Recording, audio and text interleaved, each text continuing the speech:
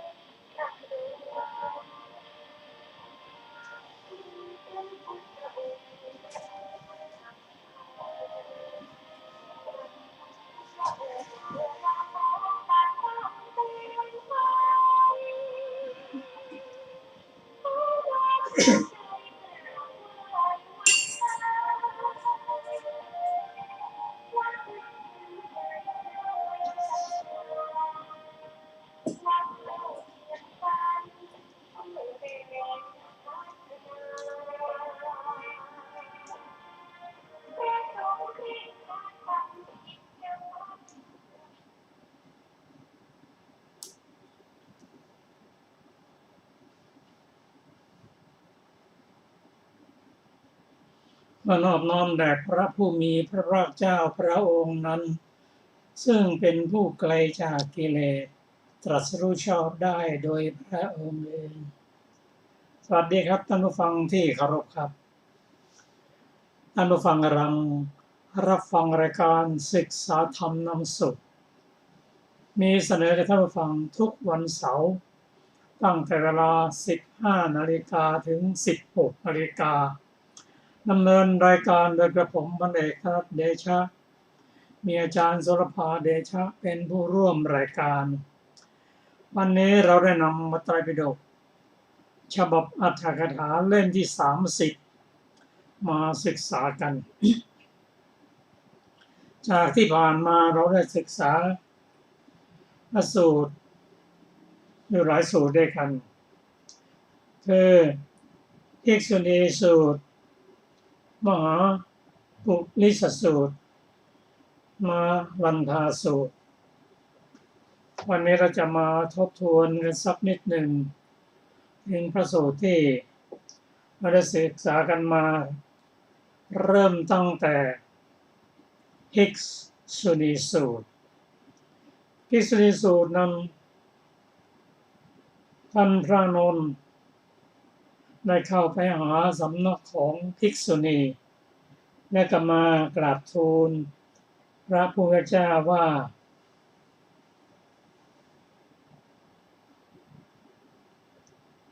ภิกษุณีมากรูปมาหาข้าพระองค์ไหว้ข้าพระองค์แล้วนั่งณที่ควรส่วนข้างหนึ่งครั้นแล้วได้พูดกับข้าพระองค์ว่าข้าแต่ท่านพระอานนท์ผู้เจริญภิกษุณีมากรูปในธรรมวินัยนี้มีจิตตั้งมั่นดีแล้วในสติปัฏฐานสี่ย่อมรู้คุณวิเศษอันยิ่งอย่างอื่นจากคุณวิเศษในการก่อนเมื่อภิกษุณีทั้งหลายพูดอย่างนั้นแล้วข้าพระองค์ตอบว่าน้องหญิงข้อนี้เป็นอย่างนั้นข้อนี้เป็นอย่างนั้นภิกษุณีหรือภิกษุรูปใดรูปหนึ่งมีจิตตั้งมั่นแล้วในสติปัฏฐานสี่ภิกษุหรือภิกษุณีรูปนั้นพึงหวังข้อนี้ได้ว่าจักรู้คุณวิเศษ อันยิ่งอย่างอื่นจากคุณวิเศษในการก่อน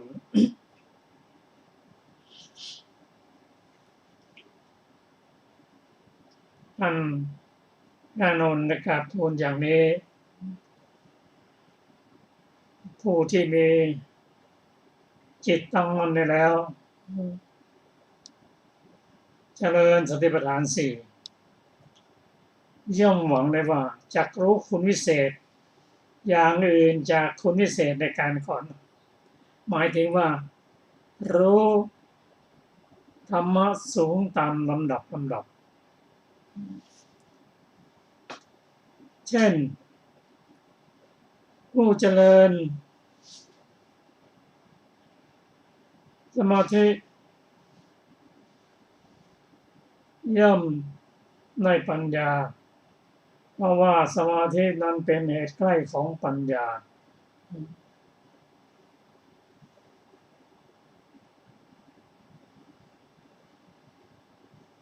เรื่องนี้พระผู้เป็นพระเจ้าตรัสว่าดูก่อนอานนท์เป็นอย่างนั้น ข้อนี้ก็เป็นอย่างนั้นภิกษุหรือภิกษุณีรูปใดรูปหนึ่ง มีจิตตั้งมั่นได้แล้วในสติปัฏฐานสี่ภิกษุหรือภิกษุณีรูปนั้นพึงหวังข้อนี้ได้ว่าจักรู้คุณวิเศษอันยิ่งอย่างอื่นจากคุณวิเศษในการก่อนก็การเจริญสติปัฏฐานสี่เป็นไฉน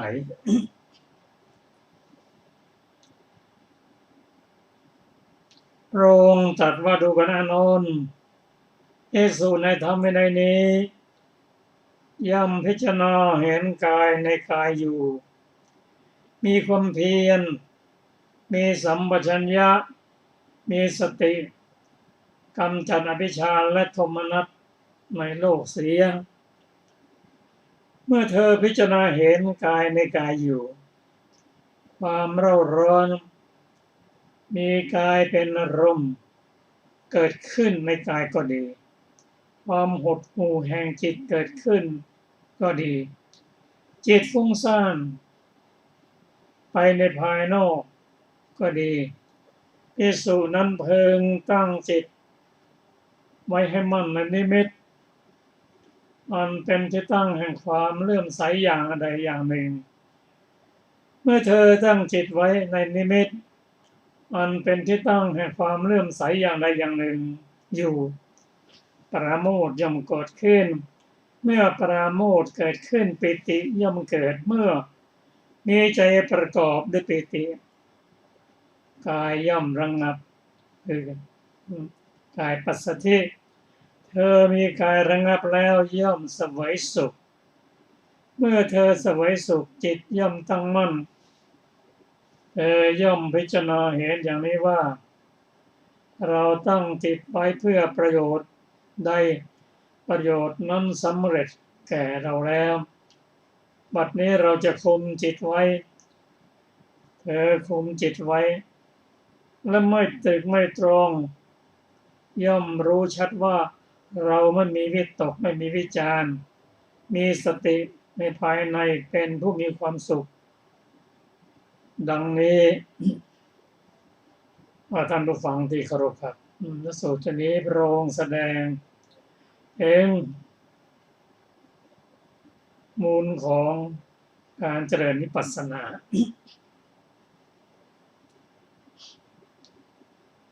พระองค์ตรัสว่าภิกษุ มีใจตั้งมั่นและเจริญสติปัฏฐานสี่นั่นก็คือเราเจริญสมาธิในระดับของอุปจารสมาธิหรืออานาปานคืออัปปนาเมื่อจิตใจตั้งมั่นแล้วก็เจริญวิปัสสนาได้แล้วพิจารณากาย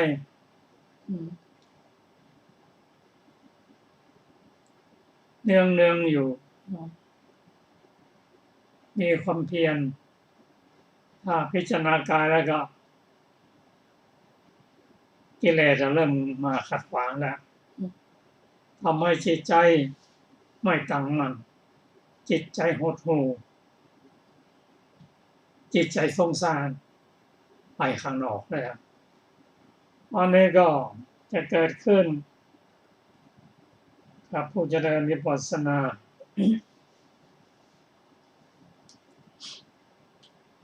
พระองค์ตรัสว่าทั้งนี้เพราะว่าความเร่าร้อนมันเกิดขึ้นแล้วสมกับที่พระองค์ตรัสว่าไม่เจริญกายเรียงอยู่มีความเพียรให้กิเลสเร่าร้อนการพิจารณากายนั้นมีอยู่ตั้ง14 บทภาคเริ่มตั้งแต่อานาปานบทภาคพิจารณาลมหายใจนั่งเจริญสมาธิอยู่เดี๋ยวก็เกิดท้อแท้ขึ้นมาเพราะว่าจิตนั้นโดยปกตินั้นย่อมนิ่งรนไม่หาอารมณ์ต่อเมื่อเราพยายามกัดมาให้จิตไปที่ไหนให้จิตเป็นสมาธิมันก็เริ่มเด่นแล้วเดือดร้อนแล้วเร่าร้อนจิตหดหู่จิตฟุ้งซ่านเกิดขึ้นมาแล้วซึ่งเรื่องนี้พระองค์ตรัสว่า เมื่อจิตฟุ้งซ่านเกิดขึ้นแล้วก็พักก่อนพักจากวิปัสสนามาเจริญสมาธิจนจิตตั้งมั่นแล้วก็ความฟุ้งซ่านมันหายไปแล้วมาเจริญวิปัสสนาต่อในพระสูตรนี้พระองค์อุปมาเหมือนคนแบกอ้อยเพื่อจะเดินทางอ้อยที่แบกนั้นมันหนักก็หยุดพักเอาอ้อยวางแล้วก็กินอ้อยให้สดชื่นแล้วก็แบกอ้อยต่อไปไม่ว่าเราเจริญวิปัสสนาในด้าน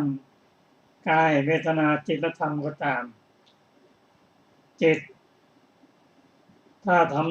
ำนั่งนานๆปฏิบัตินานๆความอ่อนล้าความอ่อนเพลียจะเกิดขึ้นความฟุ้งซ่านจะตามมาก็ให้พักวิปัสสนาไว้ก่อนเหมือนกับนักรบในสนามรบพอรบเกิดอาการล้าขึ้นมาก็กลับมาเปลี่ยนกองหนุนขึ้นไปก็กลับมาพักซ่อมแซมอาวุธยุทโธปกรณ์เรียบร้อยแล้วก็เข้าไปรบใหม่เป็นดังนั้นพระพุทธเจ้าได้ตรัสว่าขอให้มีจิตตั้งมั่นในนิมิตถ้าทำดังนั้นได้แล้วโดยตั้งนิมิตไว้เช่นพุทธานุสติเป็นต้นเมื่อจิตตั้งมั่นไปแล้วปราโมทย์ก็จะเกิดขึ้นเมื่อปราโมทย์เกิดขึ้นปิติก็ตามมาเมื่อปิติเกิดขึ้นกายย่อมสงบระงับกายภายในได้แก่เจตสิก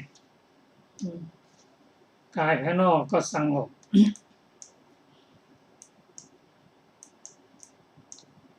จากนั้นก็ย่อมเสวยสุขสุขนั้นเป็นเหตุใกล้ของสมาธิเมื่อเกิดสุขแล้วสมาธิก็ตามมาเมื่อจิตอย่างมีตั้งมั่นดังนี้ก็สามารถที่จะปฏิบัติ ด้านวิปัสสนาต่อไปประโยชน์อะไรที่ตั้งไว้ก็จะสำเร็จอันนี้เป็นภิกษุณีสูตรที่เราได้ศึกษากันมาอ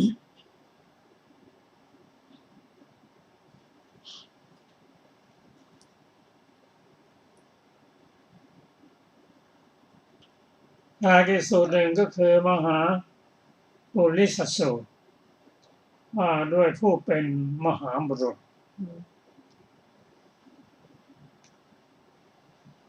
เรื่องนี้ท่านพระสารีบุตรกราบทูลพระพุทธเจ้าว่าที่เรียกกันว่ามหาบุรุษดังนี้บุคคลจะเป็นมหาบุรุษได้เหตุเท่าไรหนอพระพุทธเจ้าตรัสว่าดูก่อนสารีบุตร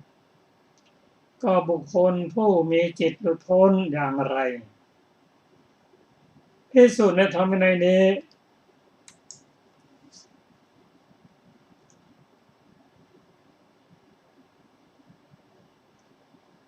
พระพุทธเจ้าตรัสว่าดูก่อนสารีบุตรเราเรียกมหาบุรุษเพราะบุคคลเป็นผู้มีจิตหลุดพ้นจากอะไรโลภะโทสะโมหะแต่ไม่เรียกมหาบุรุษเพราะผู้นั้นมีจิตยังไม่หลุดพ้นอย่างไรภิกษุในธรรมวินัยนี้ภิกษุในธรรมวินัยนี้ย่อมพิจารณากายเวทนาจิตธรรมมีความเพียรมีสัมปชัญญะมีสติกำจัดอภิชฌาและโทมนัสในโลกเสียได้พิจารณาอย่างนี้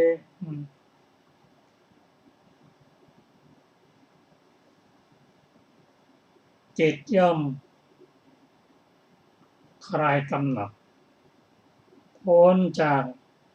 อาสวะทั้งหลายเอกมาสวะอวิชชาสวะทิฏฐิสวะและอวิชชาสวะเรียกว่ามหาบุรุษจากนั้นเรามาศึกษาอีกสูตรหนึ่งชื่อนารันทาสูตรว่าได้ทำปริยายพระสารีบุตรเข้าไปเฝ้าพระผู้เป็นเจ้าครั้นแล้วได้กราบทูลพระพุทธเจ้าว่าข้าแต่พระองค์ผู้เจริญข้าพระองค์เลื่อมใสในพระพุทธเจ้าอย่างนี้ว่าสมณะหรือพราหมณ์อื่นซึ่งจะรู้ยิ่งไปกว่าพระพุทธเจ้าในทางปัญญาเรื่องตรัสรู้ไม่ได้มีแล้วจักไม่มีและย่อมไม่มีในบัดนี้เรื่องนี้พระพุทธเจ้าตรัสว่าโอ้สารีบุตรอันนี้เป็นภิสววาจาที่เธอกล่าวแล้วนั้นเป็นการบรรลือสีหนาฏว่าพระพุทธเจ้าข้าพระองค์เลื่อมใสในพระพุทธเจ้าอย่างนั้นว่าสมณะหรือพราหมณ์อื่นจะรู้ยิ่งไปกว่าพระพุทธเจ้าในทางปัญญาเครื่องตรัสรู้ไม่ได้มีแล้วและจักไม่มีในบัดนี้ ซึ่งการกล่าวของท่านพระสารีบุตรนั้นพระพุทธเจ้ากล่าวถือว่าเป็นการกล่าวแบบองค์อาจเรียกว่าภิสววาจาซึ่งพระพุทธเจ้าเท่านั้นที่พระองค์จะได้ตรัสอย่างนี้ก็ได้ตรัสถามว่าพระสารีบุตร ก็เธอรู้ได้อย่างไรอยู่กับจิตของพระพุทธเจ้าได้อย่างไรก็เธอรู้ได้อย่างไรเธอกำหนดจิตพระพุทธเจ้าว่ามีศีลอย่างนี้มีธรรมอย่างนี้มีปัญญาอย่างนี้มีธรรมเครื่องอยู่อย่างนั้นหรือหลุดพ้นแล้วอย่างนั้นหรือกราบทูลว่าไม่ได้เพราะกล่าวอย่างนี้แม้พระพุทธเจ้าในอดีตในอนาคตปัจจุบันก็คงจะเหมือนกันก็เป็นการกล่าวอย่างองอาจถามว่ารู้ได้อย่างไรถ้าเรื่องนี้ถามมาพระองค์ตรัสถามเพราะเหตุอะไรก็เป็นการที่จะยกย่องท่านพระสารีบุตรนั่นเองเพราะพระสารีบุตรนั้นเป็นผู้มีปัญญาแต่ภิกษุและมหาชนไม่ค่อยรู้จักแต่ไปรู้จักท่านมหาโมคคัลลานะมากกว่าเพราะฉะนั้นในการเสด็จลงจากนวดึงส์ครั้นไปแสดงธรรมให้แก่พระมารดานั้นพระองค์ทรงลงที่ท่านพระสารีบุตรรอรับอยู่คือเมืองสังกัสสะนั่นเองทั้งนี้เพื่อที่จะประกาศคุณของท่านพระสารีบุตรถ้าหากการกล่าวอย่างนี้พระองค์ไม่ทักท้วงพระท่านพระสารีบุตรก็อาจจะถูกตำหนิได้ว่าไปร่วงรู้ถึงคุณของพระพุทธเจ้าได้อย่างไรโดยปกติแล้วปุถุชนย่อมไม่รู้จิตของพระโสดาบันพระโสดาบันก็ไม่รู้จิตของพระสกทาคามีพระสกทาคามีย่อมไม่รู้จิตของท่านพระอรหันต์พระอรหันต์ย่อมไม่รู้จิตของพระปัจเจกพุทธเจ้าพระปัจเจกพุทธเจ้าย่อมไม่รู้จิตของพระพุทธเจ้าก็พระพุทธเจ้าต่อพระพุทธเจ้าเท่านั้นท่านรู้จิตซึ่งกันและกันเมื่อพระองค์ได้ตรัสถามว่าเธอรู้ได้อย่างไรท่านพระสารีบุตรกราบทูลว่าเพียงแม้ข้าพระองค์ไม่รู้จิตของพระพุทธเจ้าไม่ได้สัพพัญญุตญาณแต่ข้าพระองค์รู้ได้จากการสังเกตการปฏิบัติธรรมของพระองค์การดำเนินธรรมของพระองค์โดยเฉพาะพระพุทธเจ้านั้นท่าน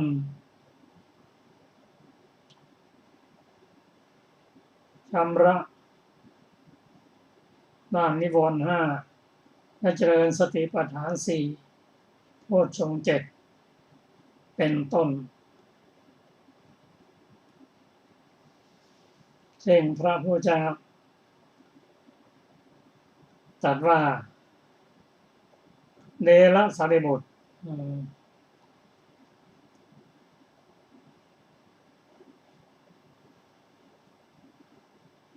เมื่อเป็นอย่างนั้นเธอพึงกล่าวธรรมที่เธอกล่าวนี้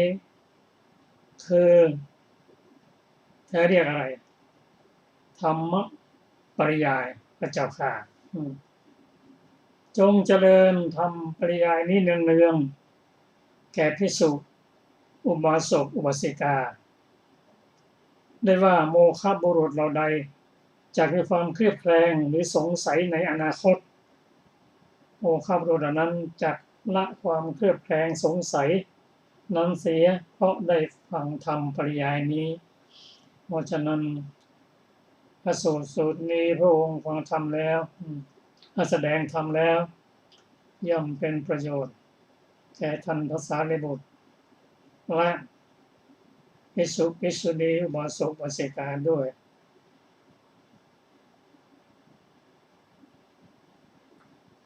ต่อมาเราจะได้ฟังอรรถกถาในพระสูตรชื่อว่านารันทสูตร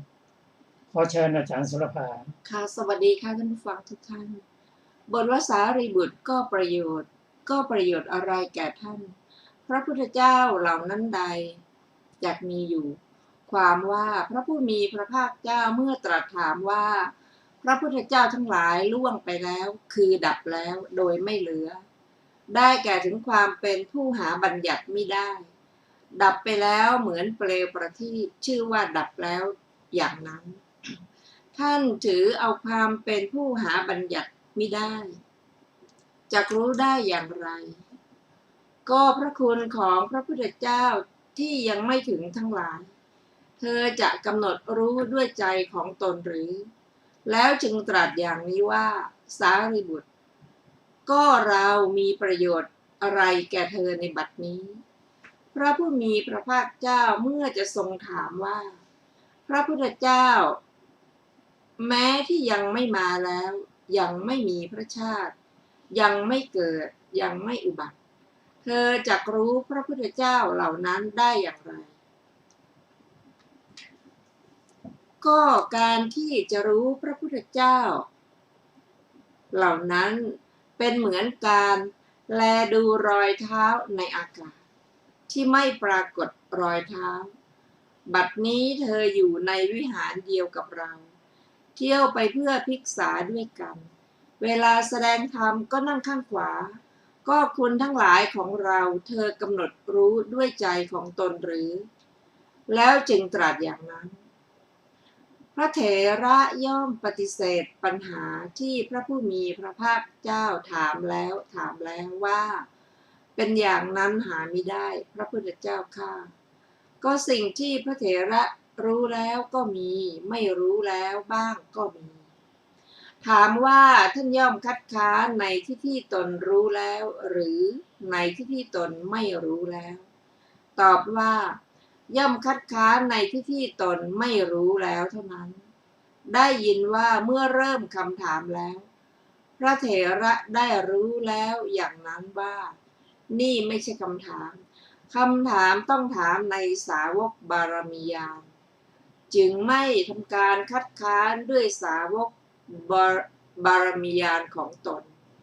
ย่อมคัดค้านในพระสัพพัญญุตญาณในฐานะที่ตนไม่เข้าใจ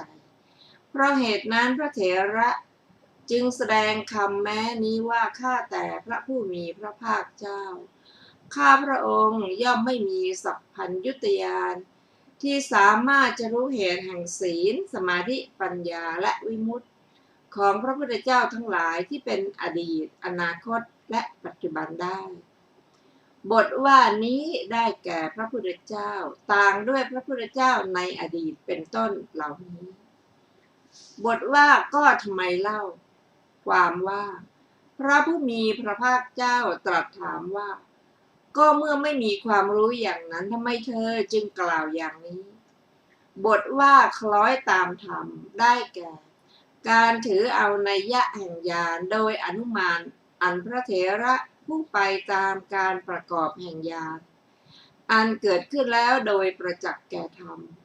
และดำรงอยู่ในสาวกบารมีญาณรู้แล้วพระเถระกราบทูลว่าข้าแต่พระผู้มีพระภาคเจ้าข้าพระองค์ย่อมรู้ด้วยเหตุนี้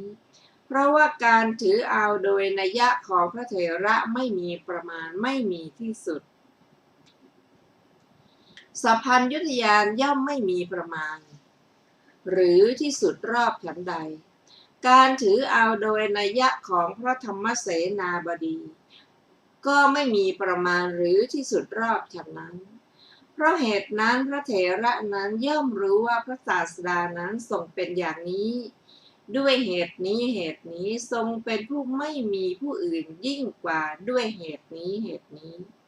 เพราะว่าการถือเอาโดยนัยยะของพระเถระคือคติแห่งพระสัพพัญญุตญาณนั่นเองบัดนี้พระเถระเมื่อจะแสดงอุปมาเพื่อทำให้การถือเอาโดยนัยยะนั้นปรากฏจึงกล่าวคำเป็นต้นว่าแม้ฉันใดพระเจ้าข้าเพราะในมัชฌิมประเทศนั้นป้อมหรือกำแพงเป็นต้นของเมืองจะแข็งแรงหรือไม่แข็งแรงก็ตามไม่ต้องวิตกอะไรทั้งหมดเรื่องโจรไม่ต้องระแวงเพราะฉะนั้นพระเถระไม่ถือเอาเรื่องนั้นเป็นสำคัญจึงกล่าวว่าเมืองชายแดนเป็นต้นบทว่ามีเชิงเทินมั่นคงความว่ามีเชิงกำแพงมั่นคงบทว่ามีกำแพงและเสาระเนียดหนาแน่นความว่ามีกำแพงหนาแน่นและมีประตูหน้าต่างมั่นคงถามว่าเพราะเหตุไรพระเถระจึงกล่าวว่ามีประตูเดียวตอบว่าเพราะว่าในเมืองที่มีประตูมากจะต้องมีคนเฝ้าประตูที่ฉลาดหลายคนส่วนในเมืองที่มีประตูเดียวใช้คนเดียวก็พอไม่มีผู้อื่นเสมอด้วยปัญญาของพระเถระเพราะฉะนั้นพระเถระจึงกล่าวว่ามีประตูเดียวเพื่อจะแสดงคนเฝ้าประตูคนเดียวเท่านั้นเพื่อจะเปรียบความที่คนเป็นผู้ฉลาดบทว่าปันดิโตเป็นผู้ฉลาดคือประกอบด้วยความเป็นผู้ฉลาดบทว่าพยัตโตผู้สามารถคือประกอบความเป็นผู้สามารถได้แก่เป็นผู้มีความรู้คล่องแคล่วบทว่าเมธาวีมีปัญญาคือประกอบด้วยเมธากล่าวคือปัญญาพิจารณาการเกิดขึ้นแห่งสถานการณ์บทว่าทางรอบพระนครได้แก่ทางรอบกำแพงชื่อว่าสำหรับเดินตรวจบทว่าที่ต่อกำแพงได้แก่ที่อิฐสองก้อนเชื่อมติดกันบทว่าช่องกำแพงได้แก่ที่ทำเป็นช่องกำแพงบทว่าเครื่องเศร้าหมองแห่งใจได้แก่นิวรณ์ห้าทำจิตให้เศร้าหมองคือทำความเศร้าหมองได้แก่ให้เข้าไปเร่าร้อนเบียดเบียนอยู่เพราะฉะนั้นพระเถระจึงกล่าวว่าเครื่องเศร้าหมองแห่งใจบทว่าทอนกำลังปัญญาความว่านิวรณ์ทั้งหลายเมื่อเกิดขึ้นย่อมไม่ให้ปัญญาที่ยังไม่เกิดขึ้นให้เกิดขึ้นเพราะฉะนั้นพระเถระจึงเรียกว่าบั่นทอนกำลังปัญญาบทว่าผู้มีจิตตั้งมั่นดีแล้วความว่าเป็นผู้มีจิตตั้งมั่นแล้วในสติปัฏฐานสี่บทว่าในโพชฌงค์เจ็ดตามความเป็นจริงได้แก่เจริญแล้วตามภาวะของตน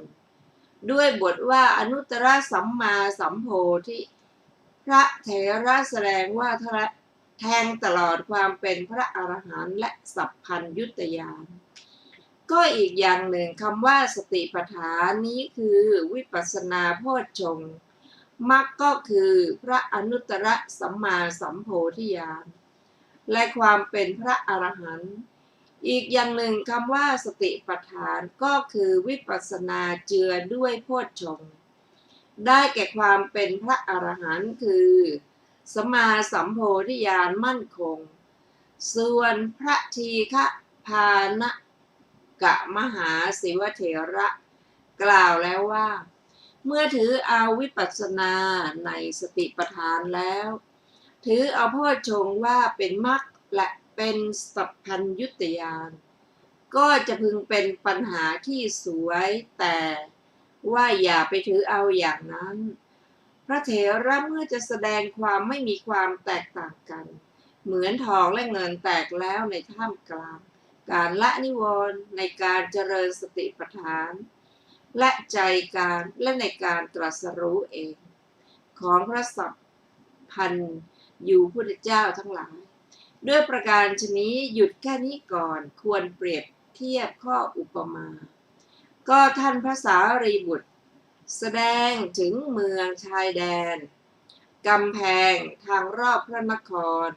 คนเฝ้าประตูที่ฉลาดเหล่าสัตว์ที่คับข้างเข้าออกเมืองแสดงสัตว์เหล่านั้นปรากฏแก่คนเฝ้าประตูในคำนั้นหากมีคำถามว่าอะไรเหมือนอะไรตอบว่า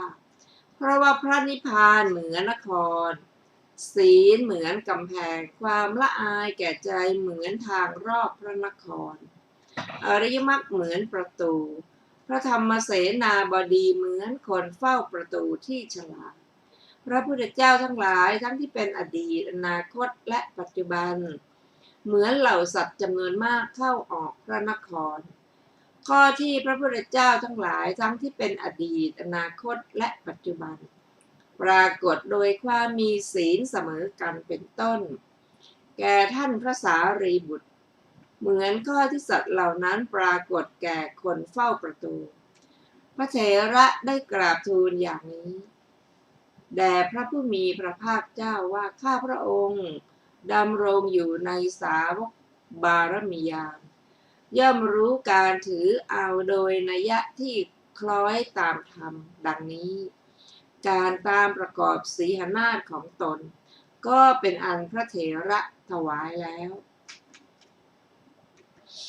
บทว่าเพราะฉะนั้นความว่าเพราะพระเถระกราบทูลว่าข้าแต่พระองค์ผู้เจริญ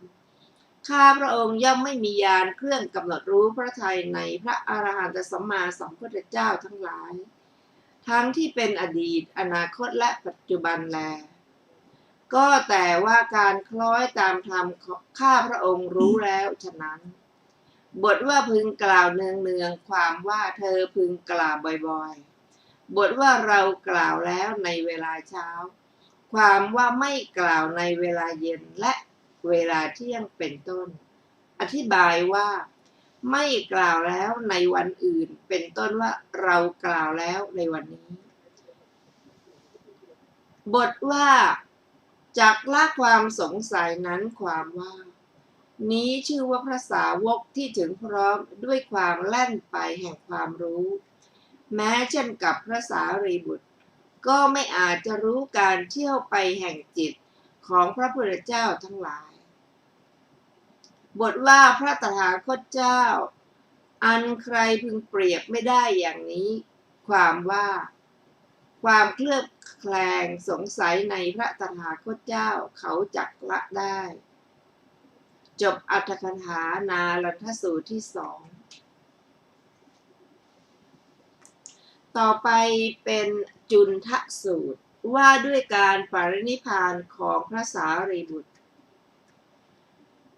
สมัยหนึ่งพระผู้มีพระภาคเจ้าประทับอยู่ณพระวิหารเชตวันอารามของท่านอนาถบิณฑิกเศรษฐีใกล้กรุงสาวัตถีก็ในสมัยนั้นท่านพระสารีบุตรอยู่ณบ้านนาลกขามในแคว้นมคธอาพาธเป็นไข้หนักได้รับทุกขเวทนาสามเณรจุนทะเป็นอุปถากของท่านครั้งนั้นท่านพระสารีบุตรปรินิพพานด้วยอาพาธนั่นแหละครั้งนั้นสามเณรจุนทะถือเอาบาตรและจีวรของท่านพระสารีบุตรเข้าไปหาพระอานนท์ยังพระวิหารเชตวันอารามของท่านอนาถบิณฑิกเศรษฐีใกล้กรุงสาวัตถีนมัสการท่านพระอานนท์แล้วจึงนั่งณที่ควรส่วนข้างหนึ่งครั้นแล้วได้กล่าวกับท่านพระอานนท์ว่าข้าแต่ท่านผู้เจริญท่านพระสารีบุตรปรินิพพานแล้วนี้บาตรและจีวรของท่านพระอานนท์กล่าวว่าดูก่อนอาวุโสจุนทะนี้เป็นมูลเรื่องที่จะเข้าเฝ้าพระผู้มีพระภาคเจ้ามีอยู่มาไปกันเถิดเราจะเข้าไปเฝ้าพระผู้มีพระภาคเจ้าแล้วกราบทูลเนื้อความนั้นแด่พระองค์สามเณรจุนทะรับคำของท่านพระอานนท์แล้วครั้งนั้นท่านพระอานนท์กับสามเณรจุนทะเข้าไปเฝ้าพระผู้มีพระภาคเจ้าถึงที่ประทับถวายบังคมพระผู้มีพระภาคเจ้าและนั่งณที่ควรส่วนข้างหนึ่งครั้นแล้วท่านพระอานนท์ได้กราบทูลว่าข้าแต่พระองค์ผู้เจริญ สามเณรจุนทรูปนี้ได้บอกอย่างนี้ว่าท่านพระสารีบุตรปรินิพพานแล้วนิบาตและจีวรของท่านข้าแต่พระองค์ผู้เจริญกายของข้าพระองค์ประหนึ่งจะงอมงมไปแม้ที่ทั้งหลายก็ไม่ปรากฏแก่ข้าพระองค์แม้ธรรมก็ไม่แจ่มแจ้งแก่ข้าพระองค์เพราะได้ฟังว่าท่านพระสารีบุตรปรินิพพานแล้วพระผู้มีพระภาคเจ้าตรัสถามว่าดูก่อนอานนท์สารีบุตรพาเอาศีลขันธ์สมาธิขันธ์ปัญญาขันธ์วิมุตติขันธ์หรือวิมุตติญาณทัศนขันธ์ปรินิพพานไปด้วยหรือท่านพระอานนท์กราบว่าหาไม่ได้พระเจ้าข้าท่านพระสารีบุตรไม่ได้พาศีลขันธ์ปรินิพพานไปด้วยไม่ได้พาวิมุตติญาณทัศนขันธ์ปรินิพพานไปด้วยก็แต่ท่านพระสารีบุตรเป็นผู้กล่าวสอนให้รู้ชัดแสดงให้เห็นแจ้งให้สมาทานให้อาหารให้รื่นเริงไม่เกียจคร้าในการแสดงธรรมอนุเคราะห์เพื่อนพรหมจารีทั้งหลายข้าพระองค์ทั้งหลายมาตามระลึกถึงโอชะแห่งธรรมธรรมสมบัติและการอนุเคราะห์ด้วยธรรมนั้นของท่านพระสารีบุตรพระผู้มีพระภาคเจ้าตรัสว่าดูก่อนอานนท์ข้อนั้นเราได้บอกเธอทั้งหลายไว้ก่อนแล้วไม่ใช่หรือว่าจะต้องมีความเป็นต่างๆความพลัดพรากความเป็นอย่างอื่นจากของรักของชอบใจทั้งสิ้นเพราะฉะนั้นจะพึงได้ในของรักชอบใจนี้แต่ที่ไหนสิ่งได้เกิดแล้วมีแล้วปัจจัยปรุงแต่งแล้วมีความทำลายเป็นธรรมดาการปรารถนาว่าขอสิ่งนั้นอย่าทำลายไปเลยดังนี้ไม่ใช่ฐานะที่จะมีได้ดูก่อนอานนท์เปรียบเสมือนเมื่อต้นไม้ใหญ่มีแก่นตั้งอยู่ลำต้นใดซึ่งใหญ่กว่าลำต้นนั้นพึงทำลายลงฉันใดเมื่อภิกษุสงฆ์หมู่ใหญ่ซึ่งมีแก่นดำรงอยู่สารีบุตรปรินิพพานแล้วฉะนั้นเหมือนกันเพราะฉะนั้นจะพึงได้ในข้อนี้แต่ที่ไหนสิ่งได้เกิดแล้วมีแล้วปัจจัยปรุงแต่งแล้วมีความทำลายเป็นธรรมดาการปรารถนาว่าขอสิ่งนั้นอย่าทำลายไปเลยดังนี้ไม่ใช่ฐานะที่จะมีได้เพราะฉะนั้นแหละเธอทั้งหลายจงมีตนเป็นเกาะมีตนเป็นที่พึ่งอย่ามีสิ่งอื่นเป็นที่พึ่งคือมีธรรมเป็นเกาะมีธรรมเป็นที่พึ่งอย่ามีสิ่งอื่นเป็นที่พึ่งอยู่เถิด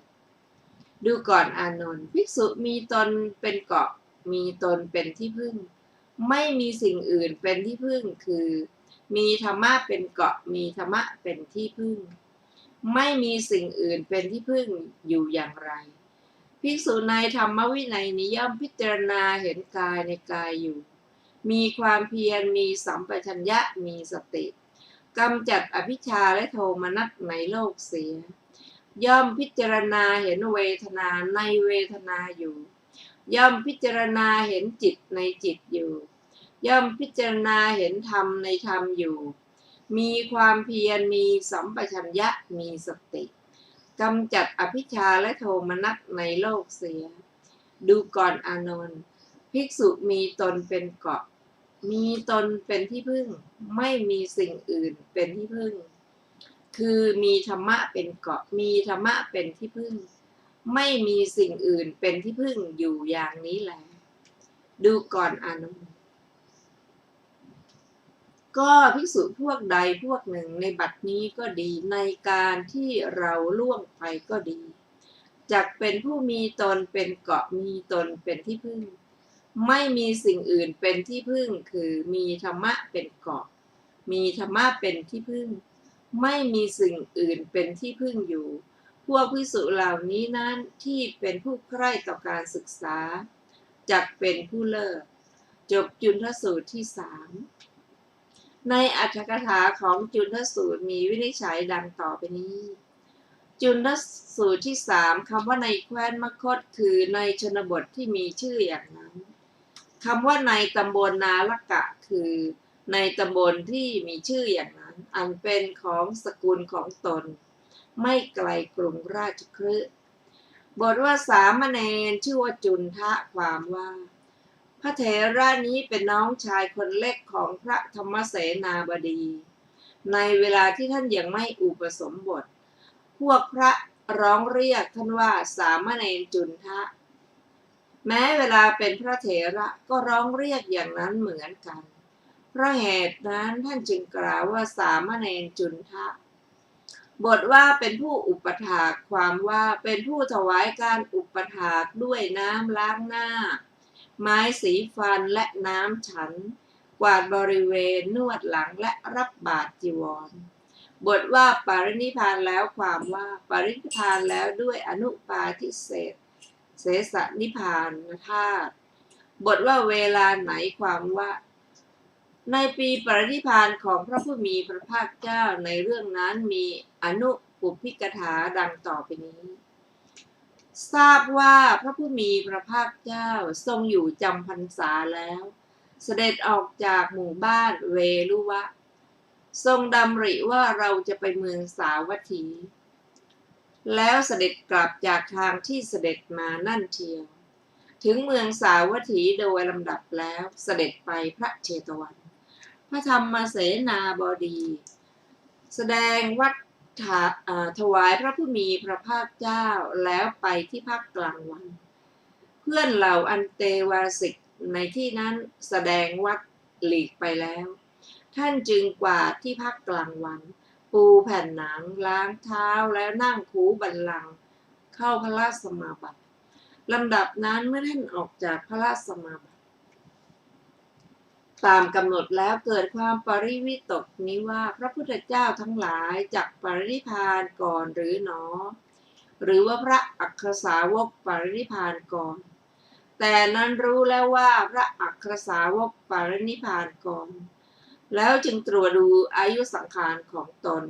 รู้แล้วว่าอายุสังขารของเราจักเป็นไปได้เพียง7 วันเท่านั้นจึงคิดว่าเราจะปรินิพพานที่ไหนลำดับนั้นจึงคิดแล้วคิดอีกว่าพระราหุลปรินิพพานในดาวดึงส์พิภพพระอัญญาโกณยะเถระปรินิพพานที่ฉัตทันเราจะปรินิพพานที่ไหนดังนี้จึงเกิดความสังเวชปรารภมารดาว่ามารดาของเราก็เป็นมารดาของพระอรหันต์ถึง7 องค์ยังไม่เลื่อมใสในพระพุทธเจ้าพระธรรมและพระสงฆ์เลยท่านมีอุปนิสัยหรือหนอได้เห็นอุปนิสัยแห่งพระโสดาปัตติมรรค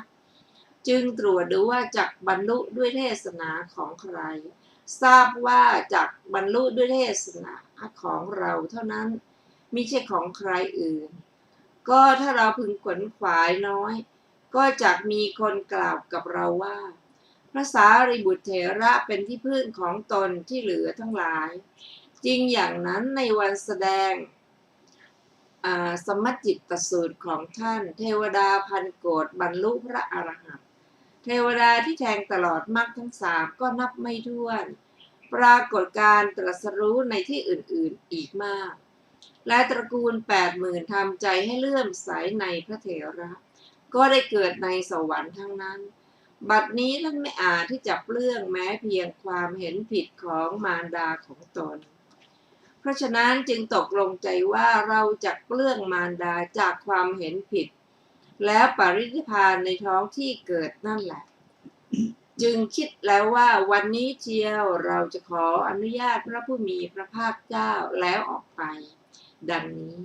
จึงเรียกพระจุนทเถระมาว่าจุนทะเธอจงให้สัญญาแก่ภิกษุบริษัท500 รูปของเราว่าท่านผู้มีอายุทั้งหลายจงถือเอาบาตรและจีวรไป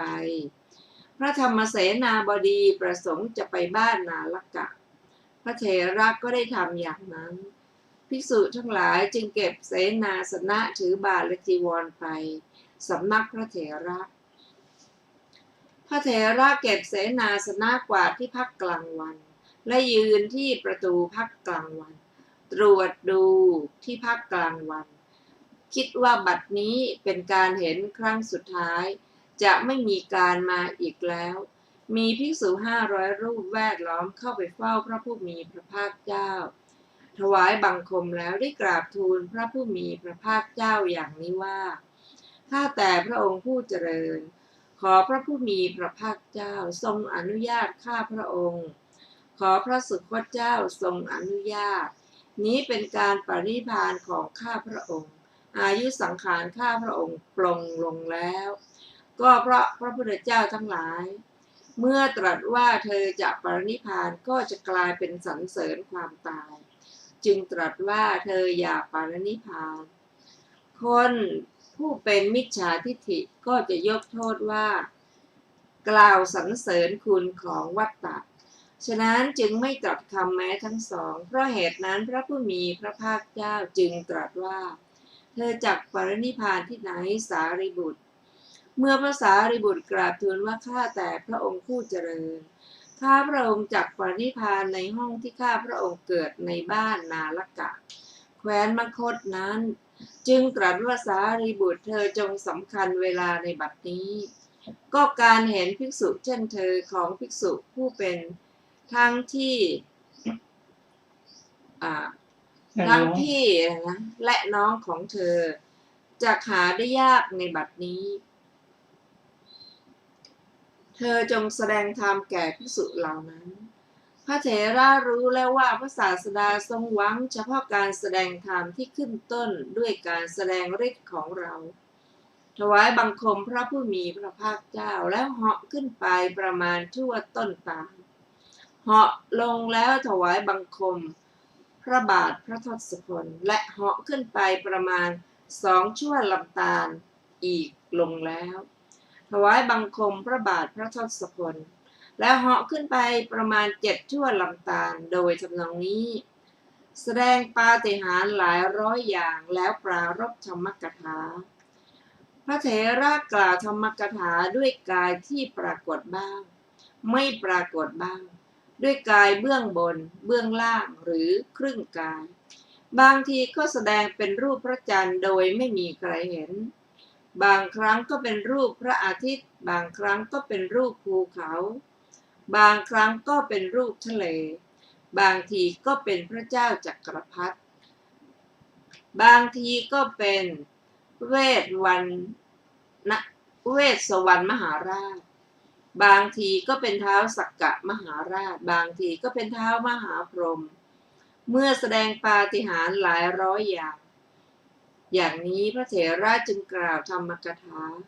ชาวพระนครทั้งสิ้นประชุมกันแล้วพระเถระเหาะลงแล้วได้ยืนถวายบังคมพระบาทพระทศพล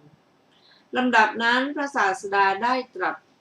กับพระเถระนั้นว่าสารีบุตรทำปริยายนี้ชื่ออะไรพระสารีบุตรตอบว่าชื่อสีหนิกีลิตะพระเจ้าค่ะพระผู้มีพระภาคเจ้าสารีบุตรเอาเถิดธรรมปริยายนี้ชื่อว่าสีหนิกีลิทะสารีบุตรเอาเถิดกระบวนธรรมนี้ชื่อว่าสีหนิกีลิตะพระเถระได้เหยียดมือมีสีดังครั่งสดแล้วจับที่ข้อพระบาทเช่นกับลายเต่าทองของพระศาสดาพลางกราบทูลว่าข้าแต่พระองค์ผู้เจริญข้าพระองค์บำเพ็ญบารมีมา1 อสงไขยกำไรแสนกับก็เพื่อถวายบังคมพระบาททั้งสองนี้ของพระองค์มโนรสของข้าพระองค์ถึงที่สุดแล้วบัดนี้แต่นี้ไปการประชุมกันในที่เดียวกันด้วยอำนาจปฏิสนธิจะไม่ได้มีอีกแล้วสมาคมก็จะมิได้มีความคุ้นเคยกันได้ขาดแล้วข้าพระองค์จะเข้าเมืองคือพระนิพพานที่ไม่แก่ไม่ตายเกษมมีสุขเย็นสนิทไม่มีภัยที่พระพุทธเจ้าหลายแสนพระองค์เข้าไปแล้วถ้าว่าพระองค์ไม่ทรงชอบพระทัยโทษใดๆของข้าพระองค์ที่เป็นไปทางกายหรือทางวาจาขอพระองค์ทรงอดโทษนั้นด้วยข้าแต่พระผู้มีพระภาคเจ้านี้เป็นการไปของข้าพระองค์แล้วพระพุทธเจ้าพระผู้มีพระภาคเจ้าก็ตรัสว่าสารีบุตรเราอดโทษต่อเธอก็โทษใดๆของเธอที่เป็นไปทางกายหรือวาจาที่ไม่ชอบใจเราไม่มีเลยสารีบุตร บัดนี้เธอจงสำคัญการอันควรเธอท่านผู้ฟังที่เคารพคะเวลาของรายการศึกษาธรรมนำสุขก็ได้หมดลงแล้วค่ะเราจะได้มาศึกษากันต่อในวัน